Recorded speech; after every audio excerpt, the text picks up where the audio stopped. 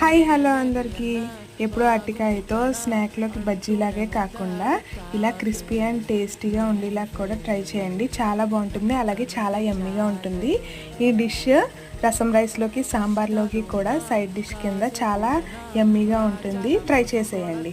ముందుగా ఒక స్పూన్ బియ్యపిండి, ఒక స్పూన్ సుజీ రవ్వ, ఒక స్పూన్ శనగపిండి, అలాగే పసుపు, ఉప్పు, 2 టేబుల్ స్పూన్స్ కారం, ఒక స్పూన్ గరం మసాలా, మీ దగ్గర ఉంటే బ్రెడ్ క్రమ్స్ కూడా వేసుకొని ఈ మిశ్రమాన్ని బాగా కలుపుకొని పక్కన పెట్టుకోండి.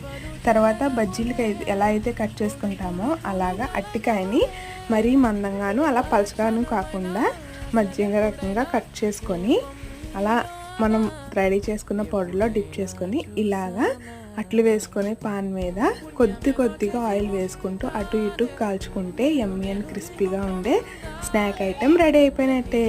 ట్రై చేయండి, అలాగే సబ్స్క్రైబ్ చేసుకోండి.